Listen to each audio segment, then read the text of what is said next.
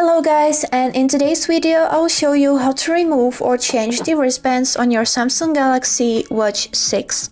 Let's get started, but don't forget to follow to see more useful content. So firstly, I will show you how to remove the wristbands. So if you take a look on the other side of our watch, right here on the wristbands you can see two silver buttons. So to remove the wristbands, you would need to hold this button and gently pull the wristband. Let's do it. Like this. And now on the second side. Be careful because these buttons are really tricky. So unfortunately I don't have any extra wristbands to put on, so I will show you how to put on the same one.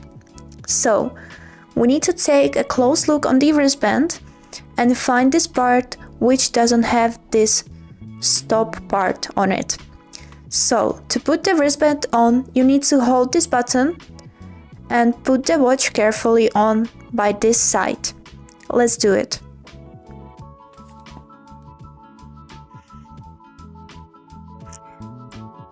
After the wristband is on, make sure that it's secured and holding tight. Now with the second side. And that's all. I hope this video was helpful for you, and thank you so much for watching.